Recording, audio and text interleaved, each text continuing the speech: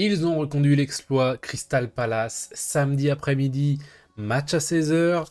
Il y avait Crystal Palace contre Liverpool à Palace et ils ont réussi à créer l'exploit 2 buts à 1 pour Crystal Palace qui, après le Community Shield, arrive encore à casser cette équipe de Liverpool qui est en transition, qui était sur 5 victoires en championnat sur 5 matchs. Ils se déplacent à Palace. Bien évidemment, ce match m'intéressait parce que y a un antécédent entre Palace et Liverpool récent, que cette équipe de Palace est très intéressante. Glasner est un coach que je suis beaucoup parce que ses principes de jeu se rapprochent un petit peu de ce que j'aime du foot, ce que je veux voir en fait du foot. Et cette équipe de Palace est en progression. Elle est actuellement, on va le voir juste après avec les statistiques, deuxième du championnat. On va revoir les stats, on va revoir tactiquement comment Glasner a réussi cet exploit de battre Liverpool chez eux, même si encore une fois il marque à la dernière minute, mais on va faire un petit récap du match, on va revoir un petit peu tout ce qui s'est passé, et puis voilà, on fait un petit bilan. Allez, c'est parti. On démarre avec juste la présentation, donc le 3-4-3 ou le 3-4-2-1 de Glasner classique, c'est toujours son système, face à un 4-2-3-1 de slot remanié dans le sens où on décide de remettre Sobolozai en numéro 10, Wirtz côté gauche.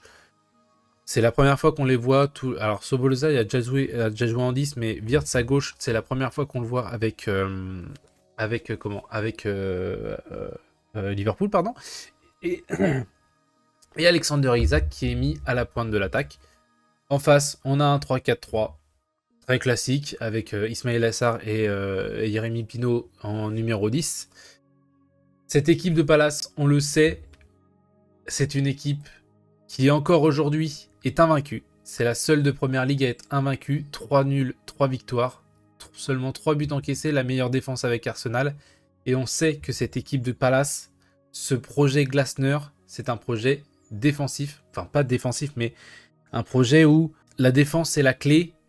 Et il y a un très bon système qui fonctionne très bien.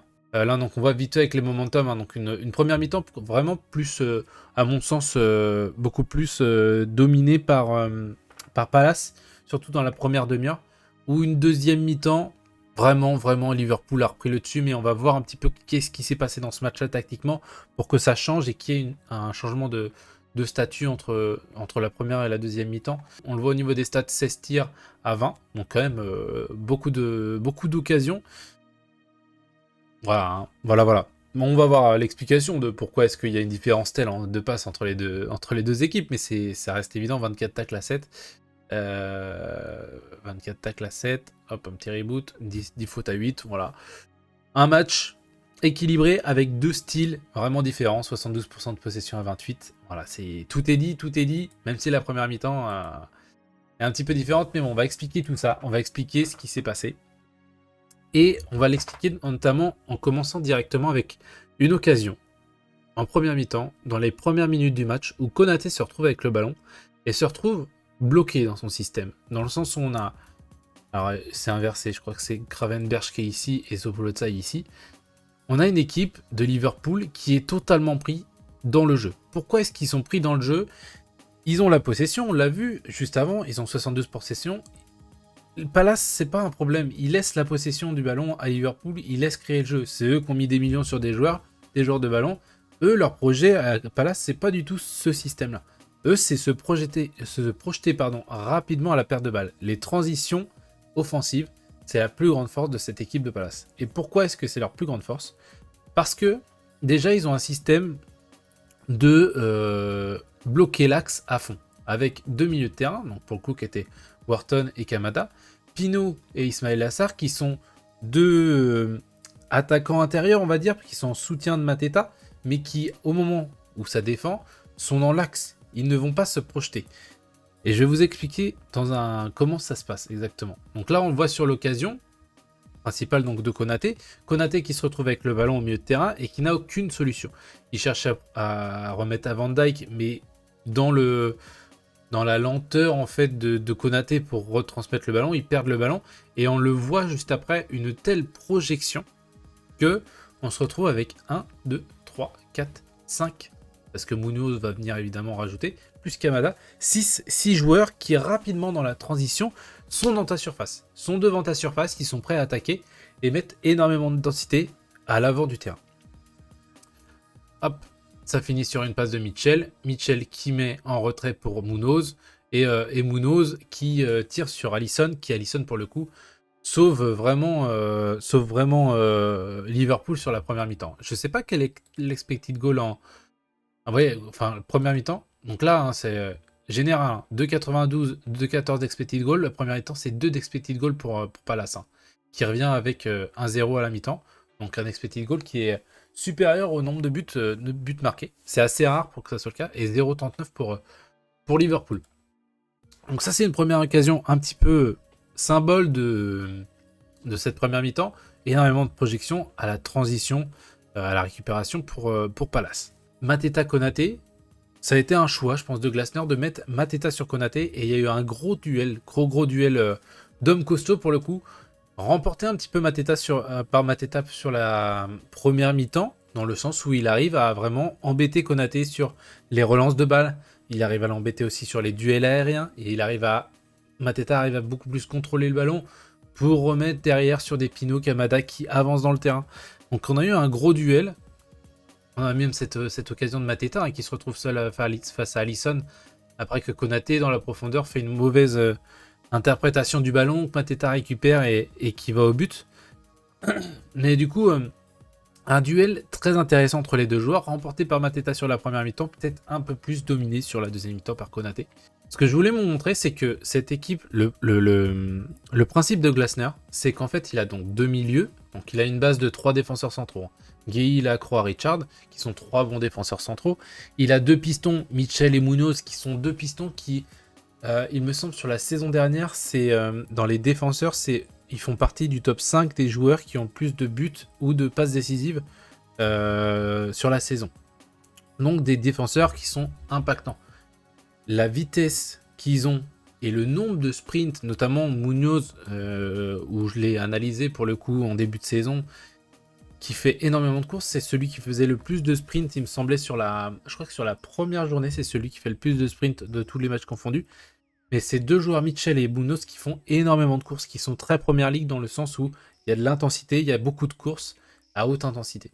Et donc le principe de Glasner, pour y revenir, donc 3 défenseurs centraux, 2 pistons qui font beaucoup de courses. Dès que ça va sur un côté, on ne va pas sortir à... Comment dire ?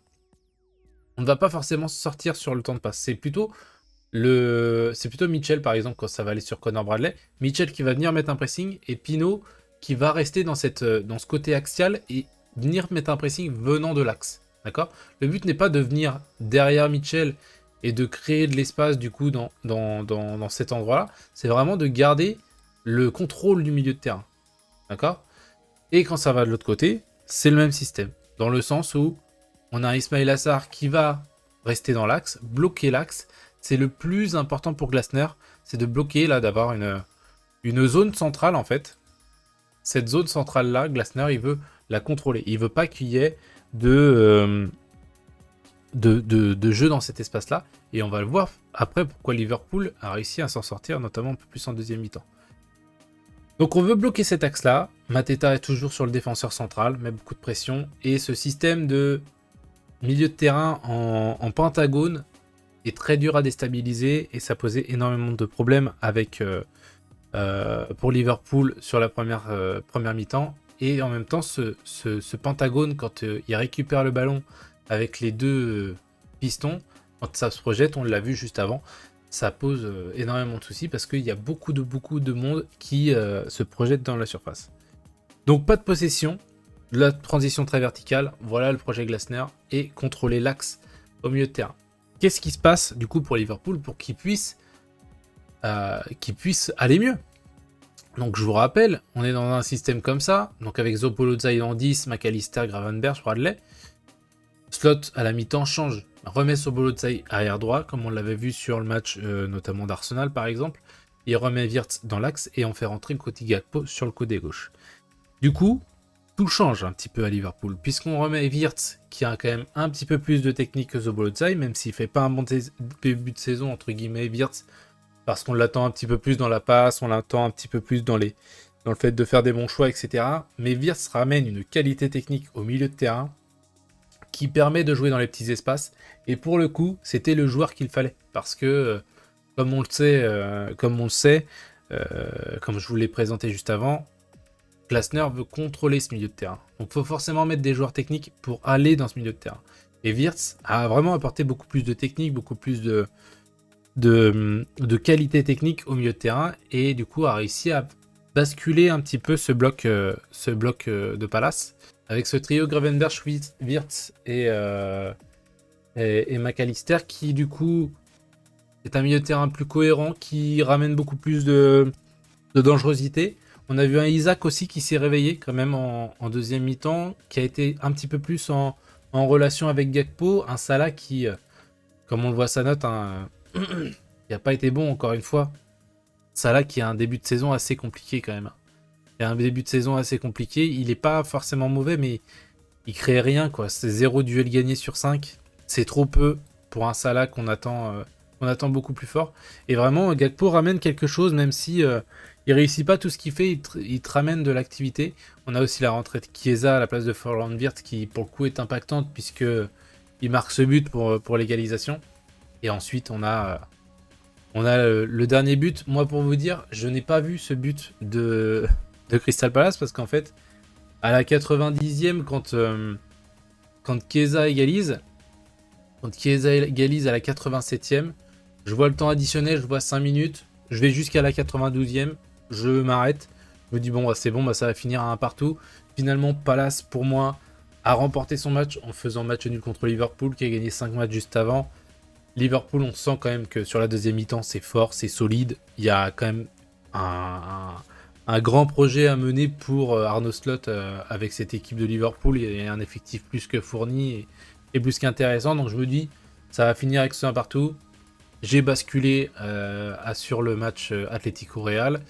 Et finalement, quand je suis revenu voir le score, j'ai vu le 2-1. Donc du coup, j'ai regardé ce dernier but qui est absolument incroyable de Nketiah sur un coup franc. Sur une touche longue où il arrive au deuxième poteau. Il fait contrôle poitrine. Le contrôle poitrine est d'une qualité mais incroyable.